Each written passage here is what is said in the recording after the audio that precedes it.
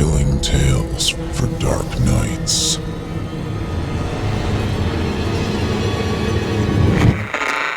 Want to make sure you never miss a Chilling Tales for Dark Nights video again? Be sure to subscribe and hit that bell to turn on notifications. Shorty Small, a man neither short nor small, sipped coffee as he waited in a diner located several blocks from his house. Abandoning the normal protocol for such meetings, Small requested the conference. Homer LaCroix, the tall, lanky Cajun, normally initiated these get-togethers. However, today, the big man held a good reason for sharing coffee with his tourism board contact. LaCroix entered the crowded dining room and spotted Small. He ambled over and sat across from his friend. "You don't usually ask to meet with me. Is everything okay?" He paused as a waitress placed a cup of coffee in front of him. "Thanks, love." He took a sip and tilted his head. "You're not thinking about quitting, are you?" Looking over his coffee cup as he sipped, Small shrugged. No, Shorty, you can't quit. You have built a good reputation in this town. The NOPD has you helping with investigations, and the tourism board recently increased your retainer." His eyes widened. "Think of me, Shorty. I'll lose my job if you quit." Small chuckled. "Got you, Homer. I'm not quitting." Taking a deep breath, LaCroix let it out slowly. "Mon cher, you scared me. Don't do that again." Taking another sip of coffee, the tall man eyed his companion. "Then why the meeting?" "Claire and I are taking a vacation." "Well, it's not really a vacation. We have to go to New York State. Her father's health is failing." "I'm sorry to hear this, Shorty. I didn't know her father was still alive." "Neither did I, but after we moved to the house and got away from the shop, she started to miss her family.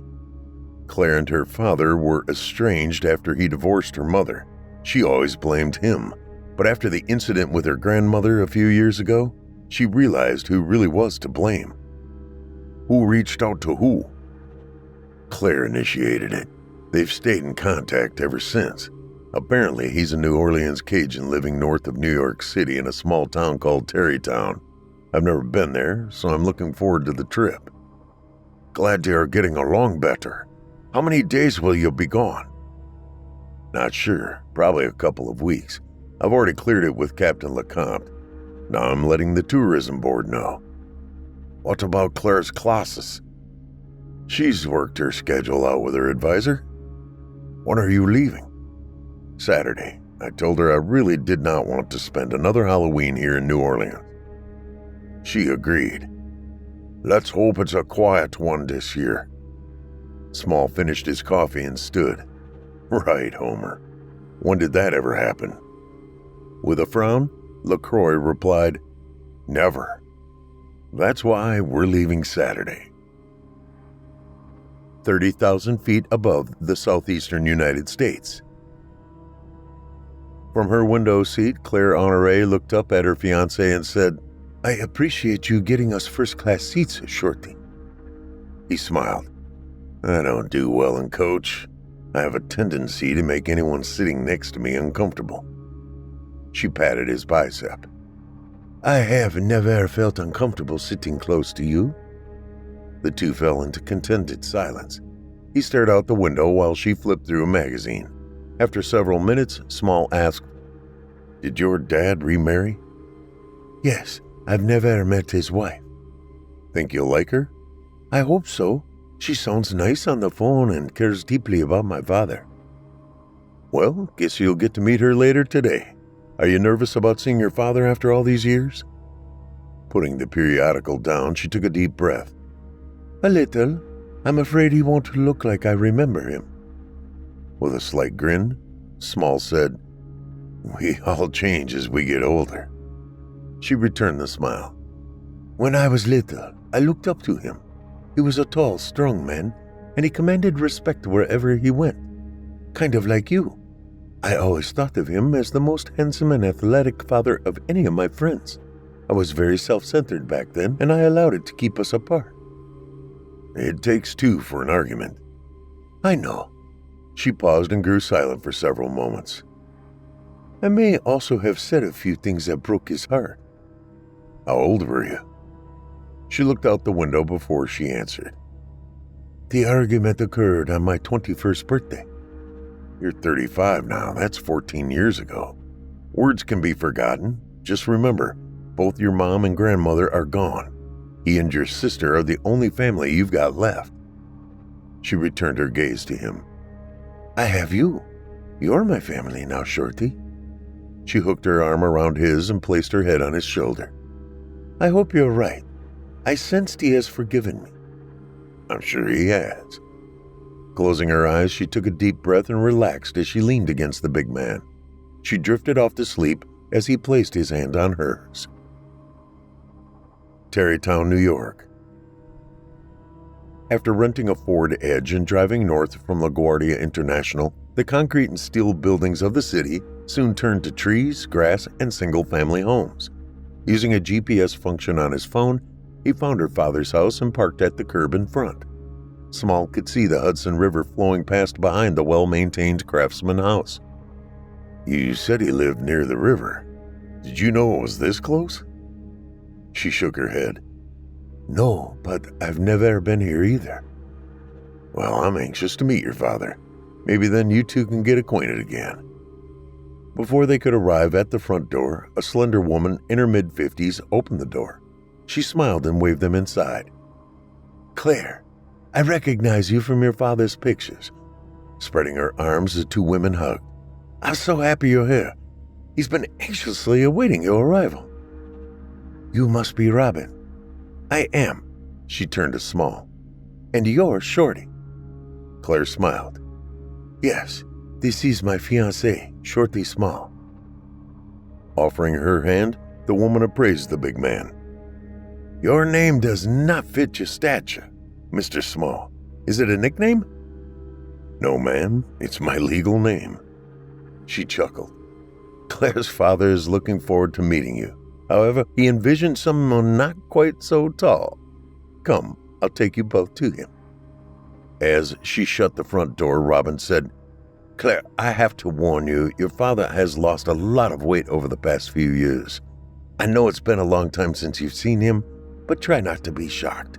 He's also confined to a wheelchair. He didn't mention the wheelchair when I spoke to him. As you know, he's a proud man. He doesn't like to discuss the matter and is more than a little embarrassed about it. Where is he? Back porch, watching the river. Follow me. The reunion of father and daughter played out exactly as Small envisioned. A lot of hugging, crying, multiple sorry I said that's, and more hugs. Finally, she broke her embrace and turned toward her fiancé. Daddy, this is Shorty. The man sitting in the wheelchair frowned and looked up at Small. You taken proper care of my daughter? Yes, sir. So, you're the one who saved her from that damned grandmother? I'd have to say yes, sir. The frown turned into a smile and the man offered his hand. I apologize for not being able to stand. Damn glad to meet you, Shorty. They clasped hands. Small said, It's a pleasure to meet you, Mr. Honoré. The name's William, but I prefer Billy. Nice to meet you, Billy. As the sun set in the west, the two men sat on the back porch watching the water flow and sipping beers. Small said, I like the location of your house, Billy. It's peaceful. One of the reasons I left New Orleans. I needed peace. Taking another sip of beer, Small did not reply. Claire tells me you work for the tourism board and consult with the NOPD. Yes, sir. Be a police officer before you move to New Orleans? Shaking his head, Small replied, Far from it. With a slight nod, the older man returned his attention to the river. My daughter told me how you rid the world of that evil grandmother of hers. Small nodded but remained silent as he studied Claire's father. Thank you. She is the reason I divorced Claire's mother and left New Orleans. The bitch had a strong hold over my daughter and her mother. Did Claire tell you I lost all visitation privileges? Small shook his head. No, she didn't. That damn witch of a woman must have cast a spell over the judge. Even my lawyer was shocked at the settlement." He paused. "Do you believe in witches, Shorty?" "Since I've moved to New Orleans, I've seen things that cause me to question my normal skepticism." "That place can have an effect on you." The older man's gaze returned to the river as dusk turned to night and lights danced on the water. "Could you do me a favor, Shorty?" "If I can." "Ever hear of the Headless Horseman or the legend of Sleepy Hollow?"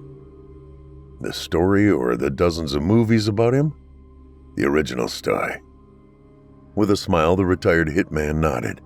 "I grew up in Wyoming cattle country. Not much to do there but read." Honore chuckled. "I suppose not. Allegedly, the one that inspired Washington Irving's tale was a real-life Hessian mercenary decapitated by a cannonball in a skirmish near White Plains. The battle occurred sometime around Halloween 1776. Pretty gruesome way to go if you ask me." Small grimaced. "Ouch." "Exactly. Anyway, according to the legend, every Halloween the horseman rises from the grave to find a replacement for his lost head." He chuckled.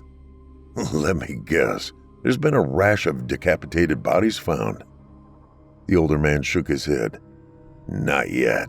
Over the past decade, about this time of year, we've seen a rash of mutilated animals, mostly cattle and deer, in the surrounding area." "Mutilated how?" With a grim smile, the old man said, "Decapitated. The head's normally several feet or yards from the body." "Billy, are you suggesting the Headless Horseman is doing this?" "I'm not suggesting anything. One would have to believe the legend before coming to that conclusion." "So who is saying it's the horseman?" "The mayor and the board of trustees." "And you're on the board of trustees?"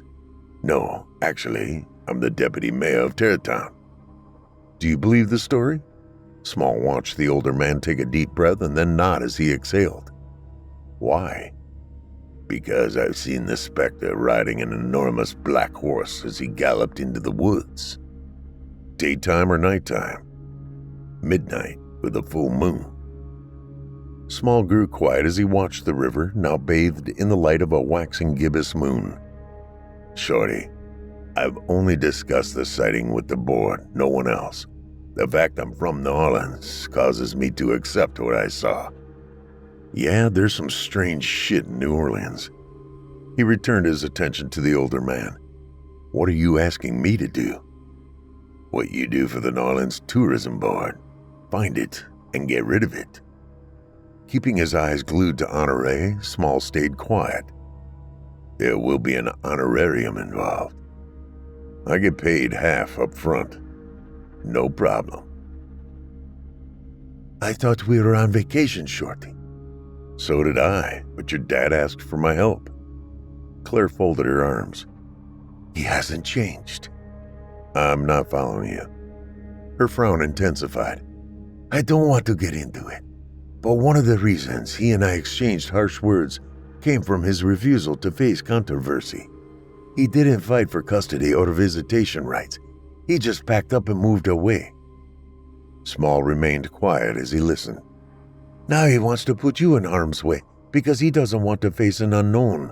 I say we pack our stuff and go home." "No, Claire. Did you ever stop and think about how your grandmother always got her way?" Shaking her head, she kept her arms crossed and glared at Small. "Did you forget she tried to kill you?" Stomping her foot, Claire said, "She did not." She stopped, her eyes wide. Tears ran down her cheek. Rushing toward her fiancé, she buried her face against his chest. Bringing her into an embrace, he put his chin on her head. "He told me your grandmother placed some kind of spell on the judge. That's why he lost his visitation rights. He's in a wheelchair now and can't take care of this problem by himself." "Thank you, Shorty." She looked up at him. "I've always blamed him for the way things were. Guess I need to reconsider how my grandmother may have been responsible." "Give him a chance, Claire. He's a good man and loves you deeply." They stayed in the embrace for a long time. Finally, she asked, "How much is the honorarium?" "Enough to pay for our trip and then some." "You'll be careful?" "Always." An early morning call sent Small to a pasture east of Tarrytown. 2 patrol cars were there along with the county sheriff. When Small showed his ID to one of the deputies, the guy smiled and pointed to a man wearing dress slacks and a navy blazer. "That's Sheriff Benson." The 2 men shook hands and the sheriff said, "So you're Shorty Small. The deputy mayor speaks highly of you, as does a captain in the New Orleans Police Department." Raising an eyebrow, the retired hitman said, "Hope I can be of service." The sheriff led him a short distance and pointed to the remains of 2 large bovid animals. "The owner of the herd told me he found them this morning just as the sun came up." Kneeling, Small studied the wounds for several minutes. Looking up, he said, "How many so far?" "This will make 7 this year." Small surveyed the scene. Both animals were missing their heads. The cuts were clean, much like a guillotine would inflict. "Have you found the missing parts?" "Not this time. Normally, we find them within a few feet of the carcasses. Not today." Wandering in circles around the animals, he reached a little over 20 feet away and stopped. He bent down and examined something. Standing, he asked the sheriff, "How often have you found horse hoof prints nearby?" "What do you mean, horse hoof prints?" Pointing down, Small said, "That is the print of an unshod horse." Benson walked over and looked at the spot indicated by Small. "Huh, didn't know that. How can you tell?" "Grew up in Wyoming. Lots of wild horses out there." "Shorty, we don't have that many horses around here. If we do, they are normally shod." "Then you have your first clue. Last time I checked, ghosts don't leave footprints. Whoever did this was riding a real unshod horse, not a ghost horse." The sheriff pursed his lips. "Damn." With a slight grin, Small started following the horse's trail, the sheriff behind him. Looking up from his trajectory, he saw they led toward a densely wooded area approximately 200 feet ahead. "What's beyond the tree line?" "To the north of the lake, south more trees." "For how far?" "At least a mile or more." Small stopped walking and turned to the sheriff several steps behind him. "The deputy mayor told me this is an annual event, always around Halloween." "Yeah, it happened a year ago. I wasn't sheriff before then." "When do they end?" "Last year, the final carcass was found on October 31st. "So I have a week." The sheriff shrugged. "I guess." An hour before midnight, October 27th.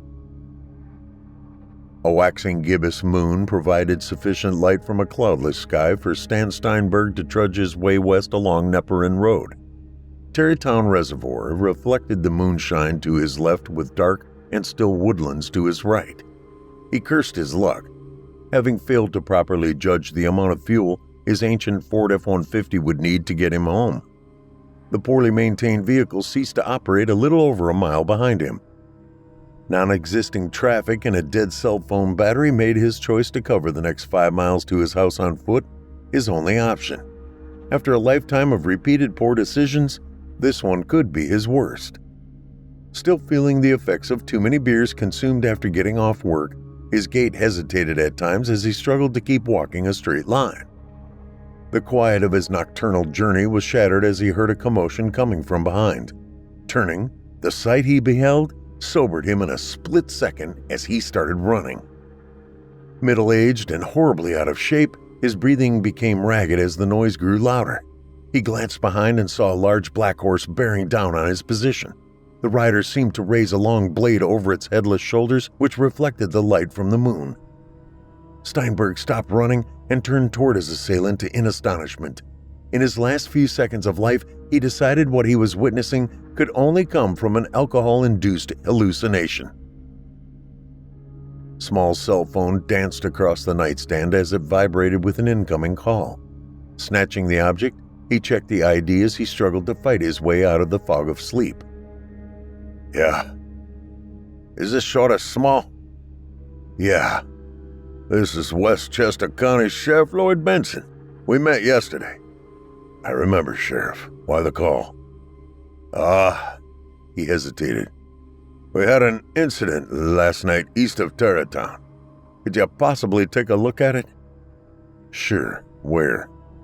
The sheriff gave Small the directions and hung up. Claire rolled over and propped herself up on one elbow. What's the matter, Shorty? Apparently, your father has convinced the local sheriff I'm someone he can consult. He wants me to look at a crime scene. She sighed and fell back to the mattress. Remind me to have a talk with him. As the big man pulled on a pair of jeans, he chuckled. Sorry, you're on your own with your father. I like him. He stood and pulled a sweatshirt on over his head. I'll be back as soon as I can. 20 minutes later, Small lifted the tarp covering the body. He looked up at Benson. Where's the head? With a shrug, Benson said, Can't find it. Whoever did this may have carried it away. Huh. Small stood and looked east on the road. Do you know who the victim is? ID on the body identifies him as a local named Stan Steinberg. We found his truck about a mile east of here, out of gas and the interior smelling like a brewery. So he was walking west toward town. The sheriff nodded. He rents a house near the river in Tarrytown. Has this ever happened before? What's that? A human being decapitated? Benson shook his head. Not to my knowledge. Small started walking east. Any clues to his attacker? Not yet. That's why I called you. With his back to the sheriff, the big man rolled his eyes and started walking east. 100 yards later, he knelt down and looked at a spot next to the asphalt road. He called over his shoulder. Sheriff, you might want to look at this. When Benson arrived at Small's location, he stared down. Son of a bitch. Looks like the same unshod hoof print we saw yesterday near the dead cattle. I agree. I have an impression made and compared to the ones from yesterday. Keeping his attention to the east, Small said, It'll match. He stood and continued walking. 20 feet further, he said, More here as well. Resuming his trek east, he eventually came to a patch of trampled grass leading into the trees next to the road. Turning to face the sheriff, who was 10 yards behind him, he said, How close are we to where you found the cattle yesterday? Gesturing toward the west, the sheriff said, About 3/4 of a mile. Why? Folding his arms, Small grinned ever so slightly. Seems our horseman likes the woods around here. Pointing to the trampled grass, he continued, Here's where he came out. What have I got here, Shorty? Sheriff, I don't know. Let me make a few phone calls. Where are you going to be this afternoon? Good question. I hope to be back at the office. I'll call you first. Thanks. Driving back toward his future in-laws' house, Small decided to pull off and park in the Tarrytown Lakes parking lot. He marveled at the beauty of this northern location. With it being fall, the trees were ablaze in reds, golds, yellows, and orange. The air crisp and cool. This was the kind of weather he missed living in New Orleans. A slight smile came to his lips as he remembered the cold winters of Wyoming. Taking a deep breath, he took his cell phone and dialed a number he knew by heart. The Tulane professor busied herself in the cluttered office, moving books from one side of the room to the other. Searching for a specific book sometimes took hours from her day. The phone on her desk clattered with the sound of an incoming call. Oh, thank goodness. I'll look for the book later. She sat at her desk and picked up the receiver. Anthropology, Carmen Fowler. Dr. Fowler, it's Shorty Small. Shorty, good to hear from you. I haven't seen you for a while. You've taught me well, Professor. I don't need to consult with you as often. Except today. Oh, you usually come to see me in person. I'm in Tarrytown, New York, visiting Claire's father. Oh, I love the Hudson Valley. It's beautiful this time of year. Yes, it is. I need to ask a favor. Oh, Shorty, you know I love helping you. What do you know about the legend surrounding the Headless Horseman? You said you were in Tarrytown? Yes. Sleepy Hollow is the village due north of there. If I remember correctly, there were 2 towns. The northern section was originally named North Tarrytown, but the citizens voted to split into 2 separate entities. They renamed the northern part after the famous city in the early 19th century short story by Washington Irving, The Legend of Sleepy Hollow. The southern part of the village became Tarrytown. The tale is about Ichabod Crane and his encounter with a Headless Horseman. I know, I heard all about it the first night Claire and I were here. What about the legend? I did some postgraduate work at Columbia University there in New York City before I moved to Tulane. It's a fascinating part of the country. Lots of history. I'm beginning to understand that. He paused for a moment. As you have taught me, Professor, all legends have a core story. Is there one for the Headless Horseman? Let me think for a moment. She paused. I need to find a book. She laid the receiver down and went to one of her floor-to-ceiling bookshelves. After examining several volumes, she took one from the shelf and went back to the phone. Here it is. She read silently for a few minutes. Oh dear, Shorty. What, Professor? As I feared, Washington Irving didn't invent the idea of a Headless Horseman for his story. He borrowed the idea from tales stretching back to the Middle Ages. Really? Such as? Mainly the Irish story of the Doulahan. It's a ghostly Grim Reaper figure. He supposedly searched for victims and would sever their head. He then kept them as trophies. Huh. Have you encountered a Headless Horseman, Shorty? Maybe. I've not seen it yet. Be careful. The legend says it will take your head unless you know how to kill it. And that is? Destroying the head and body at the same time. How would I do that? The legend doesn't give specific information on how, just that they both have to be hit by a blunt instrument at the same time. That's helpful, Professor. Thanks. Now tell me why you're visiting the Hudson Valley. Carmen Fowler ended the call 30 minutes later. Hearing the reason her friend was in New York put a smile on her face. Checking the rearview mirror to back out of the parking lot, a familiar face stared back at Small. Not one to be easily startled, he gasped, Madam Adriana?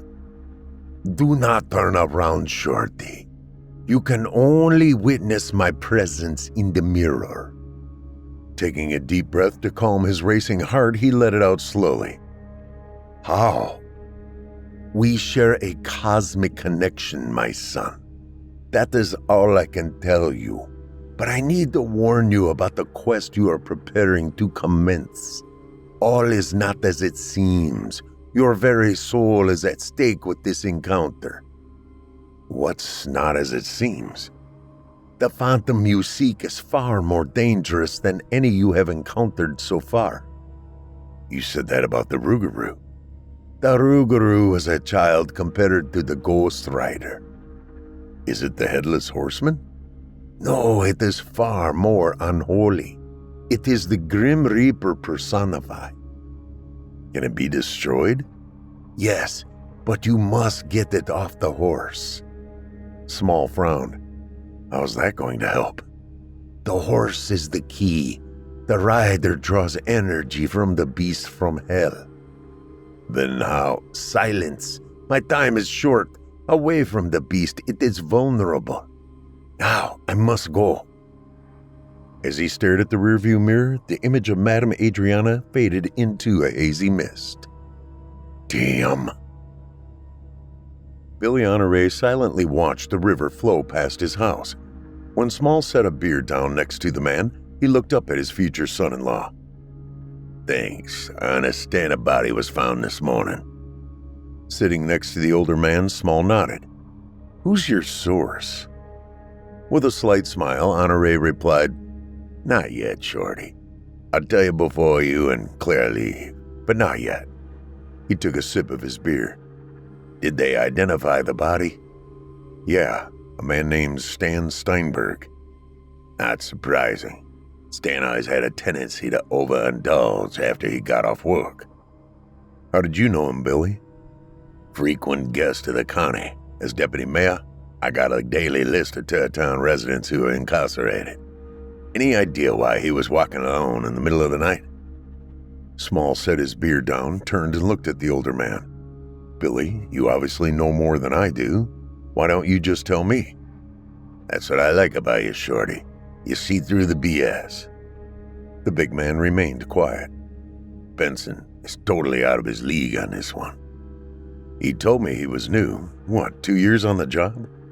If that. Why does he keep calling me when they find something? Because the county executive suggested he do so. He didn't protest. I think he's lost, and he knows it.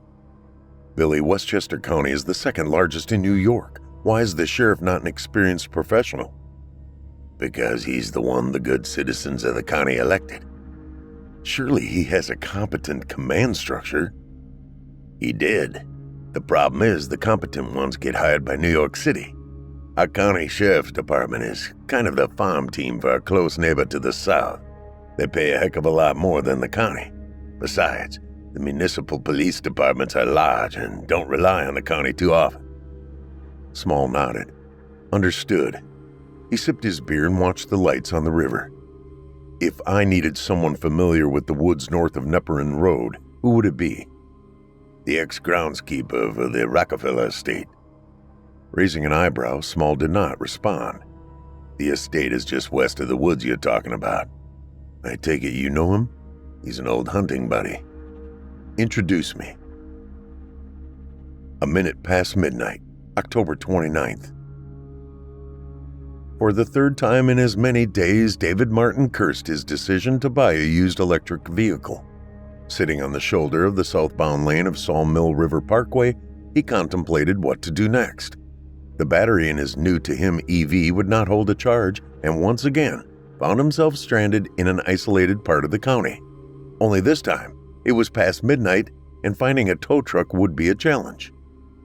The only positive aspect of his situation was an almost full moon and a clear night sky. At least he could tell a towing company his exact location.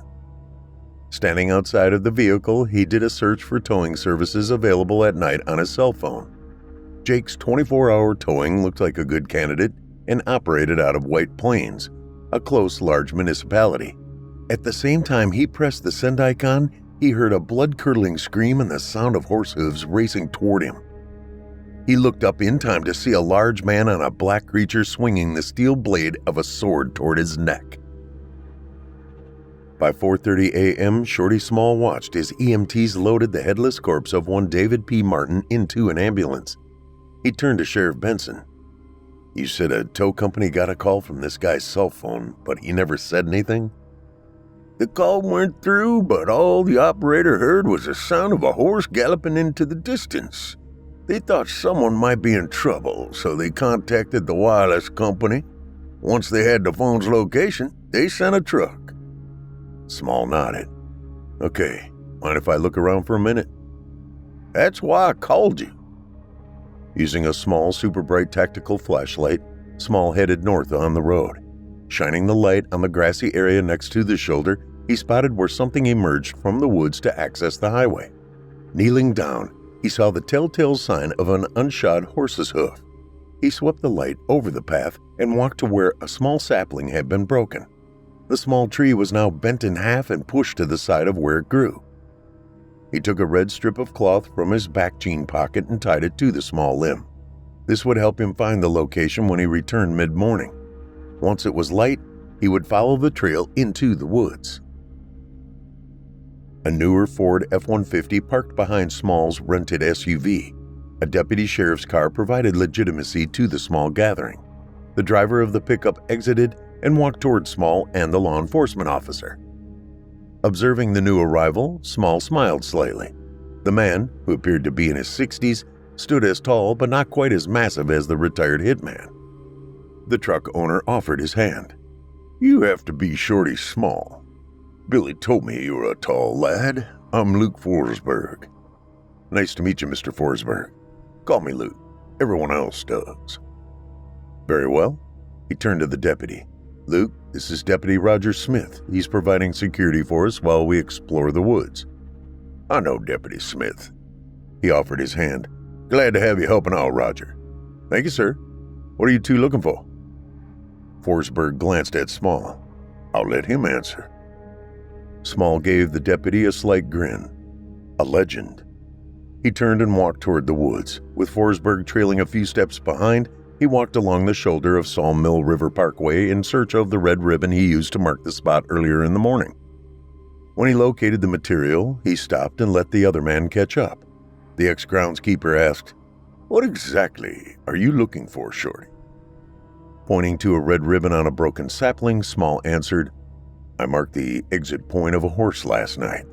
I've been thinking the rider might have a hiding spot in the woods. Know of any caves nearby?" "Not around here, though there are some up north." "Are they big?" "A few. What are you looking for?" "Something large enough for a man and a horse to hide." The ex-groundskeeper shook his head. "If you're searching for where the Headless Horseman supposedly hides, you're in the wrong place. These woods have multiple trails and regular hikers." "Apparently you've heard of him?" "Everyone's heard of the sightings. Few have actually seen it." Small raised an eyebrow. "I'm new here. What can you tell me about him?" "Kind of like Bigfoot. It's a local legend. Everyone likes to gossip about the creature, but few can claim they've actually seen it." "What if I told you 2 men are dead, both decapitated? Their bodies were found surrounded by horse hoof prints and their heads missing." Forsberg folded his arms. "You've personally witnessed this?" "The aftermath, not the man and horse." "When?" "Over the past 3 days." "Damn." Looking at the ground next to the red ribbon, Forsberg knelt and examined the exposed soil. He pointed to a partial indentation in the soil. "Is that what you're referring to?" "Yeah." Looking up, Forsberg asked, "Billy said you've had some experience with these types of phenomena." "I live in New Orleans, Luke. Weird shit occurs all the time down there." Standing, Forsberg brushed the dirt off his hands. "Why do you think it lives in a cave?" "I don't, but it would make sense. The horse is physical. It leaves hoof prints. If the horse is real, then someone or something is riding it." Staring down at the partial print at his feet, Forsberg nodded. "Let's say you're right. How do we kill it?" Small gave the man a slight grin. "From what I've been told, a blunt force is needed.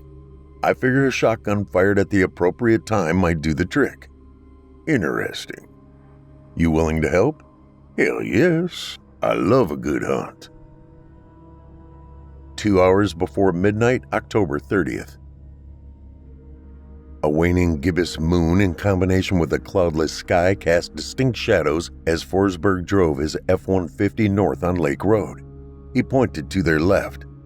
"Like I mentioned this afternoon, this section of the property has a chain-link fence making access difficult. No gates, just fence." "Huh."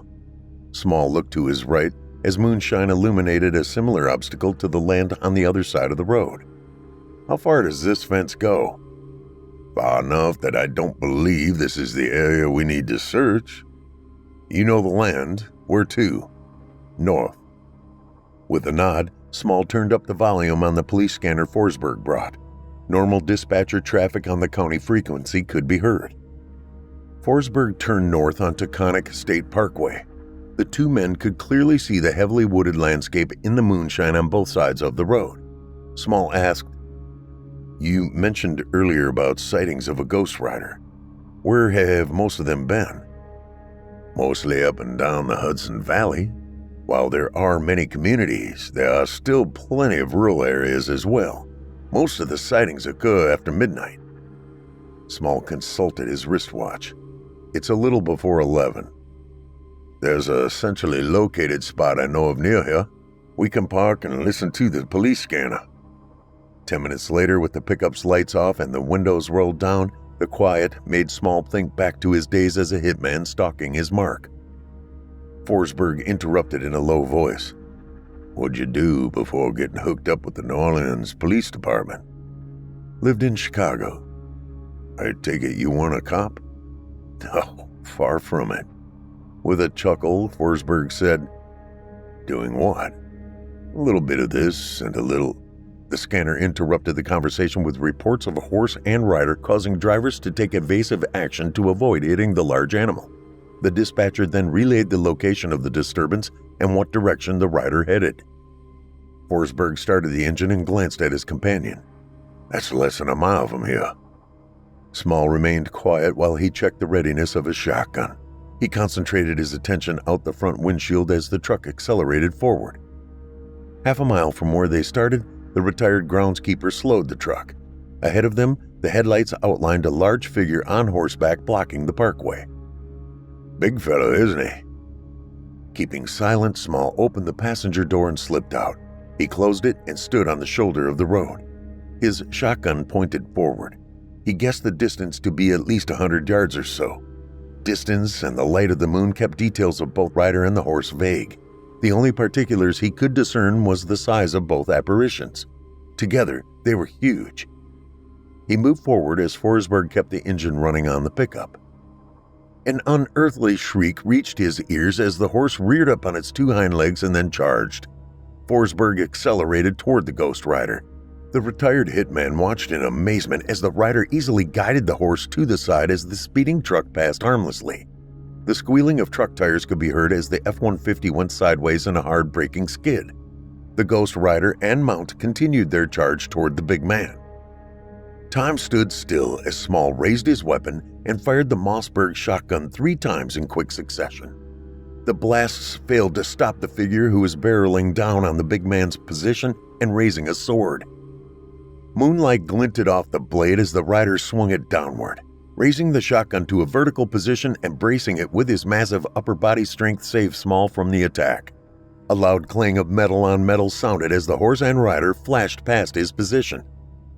Shorty Small pumped the Mossberg again, aimed at the man's back and fired 2 more shells at the receding rider. The F-150 braked hard and stopped next to Small. Without hesitation, he jumped into the passenger seat and the big truck sped after the horse. Did you get a look at it? Breathing hard, Small nodded.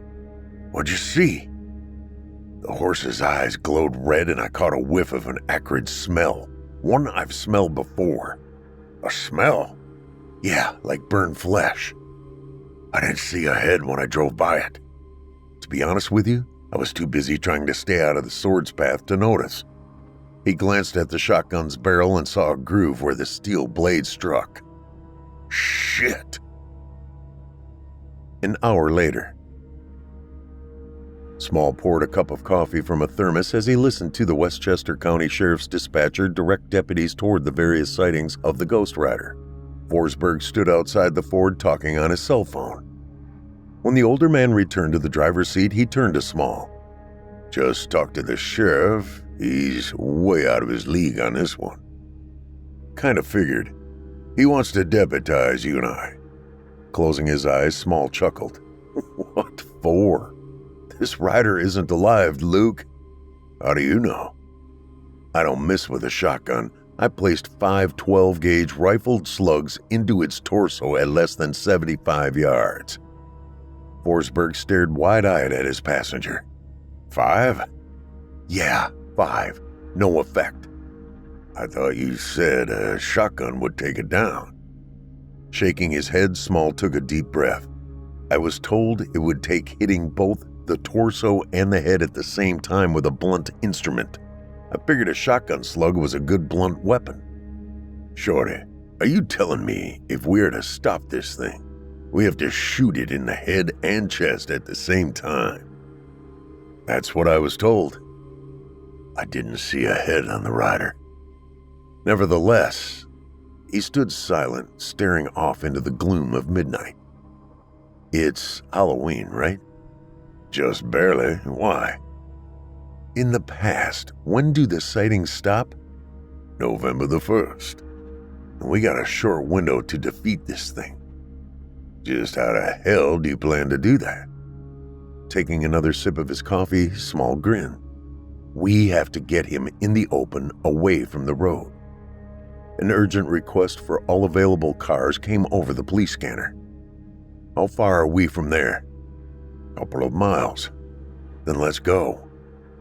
As Forsberg accelerated the pickup, Small extracted 2 objects from his backpack positioned on the floor of the front passenger seat. He placed one each in the pockets of his utility cargo pants. Plus, he reloaded the Mossberg with double-aught buckshot shells. More reports on the police scanner indicated the Spectre was moving southwest on Sleepy Hollow Road. Forsberg glanced at Small as he drove the truck. The woods start getting thinner around there with several good clearings. Looking at Google Maps on his cell phone, Small nodded. He seems to be making a beeline toward Sleepy Hollow. Where can you gain access to the clearings? I know just the place. What have you got in mind? Small pursed his lips. I want to get in front of it. I'm working on a plan. Mind sharing it? As soon as I figure it out. He paused for a brief moment. All I know is I have to get the rider off the horse. When I get you to the clearing, what do you want me to do? Provide backup. The large pickup accelerated southwest on Sleepy Hollow Road. Moonshine bathed the open clearing, casting shadows and providing enough light for Small to see where the clearing stopped 700 yards to the north. The time on his watch told him it was 1:30 in the morning. A peaceful stillness permeated the area. Having secured the 2 objects he brought strategically to his north, he had attached fishing line to the metal rings. He held the lines taut with his left hand and the shotgun in his right. His watchful eyes scanned the area. Memories of stalking marks on the streets of Chicago came back to him. The waiting. Always the waiting. A stillness swept over him as he returned to hunter mode. Feeling exposed, standing in the open, he moved to his right and found a large chestnut oak to help obscure his presence. Predicting the path the Ghost Rider would take toward the town of Sleepy Hollow had been pure guesswork, but he had always been good at determining how his marks would travel as he stalked them. He felt his cell phone vibrate in his pocket. Accepting the call, he spoke barely above a whisper. Yeah. Forsberg said, Police scanner just reported the sighting of a horse and rider due north of your position. Seems it crossed onto Phelps Way following Sleepy Hollow Road. Thanks, I'm in position. I'm 100 yards to your south. What will be your signal? You'll know when you hear it. But how? A sound to the north caused Small to disconnect the call before his partner could ask the question. In the pale light, he saw movement at the edge of the tree line in the direction of the noise. Taking half a step to his left, he exposed his position. The rider stopped the horse, and Small could hear the animal snort and then saw it rear up in protest of being halted. To Small, the period the 2 warriors stared at each other seemed to last an eternity. In reality, it only lasted a few moments. The rider withdrew his sword and the horse charged forward. The distance between Small and the rider diminished rapidly as the horse galloped. Returning to a position behind the tree, Small yanked on the fishing lines and shut his eyes. The detonation of 2 flashbang grenades shook the quiet of the night. Just as quickly, he stepped out from behind the tree to see the results. The horse bucked and reared back on its hind legs. Small could see the rider struggle to stay in the saddle. When it fell back and off the horse, the ex-hitman rushed forward. The figure returned to standing and revealed its true size. Taller than Small by at least a foot, the sword remained firmly in its grip. Aiming the shotgun at the creature, the distance separating the two was less than 50 yards. He pulled the trigger, pumped the gun, fired, pumped again, and fired for a 3rd time. Nothing. A maniacal laugh punctured the crisp fall night air. Then instead of charging at Small, the figure rushed toward the horse, which stood 10 yards to its right. Swinging up into the saddle, the horseman reared the creature up on its hind legs again and let out another unearthly scream. Small pumped the shotgun again and prepared for another shot. The sound of a truck engine under heavy strain to his left diverted the ex-hitman's attention. He looked and saw Luke Forsberg's F-150 speeding toward the horse and rider. The Ghost Rider once again reared the horse up and then charged at the oncoming vehicle. Dawn, October 31st, near the village of Sleepy Hollow, New York. Shorty Small leaned against a Westchester Sheriff Department's vehicle. He watched as deputies swarmed around the totaled Ford F-150.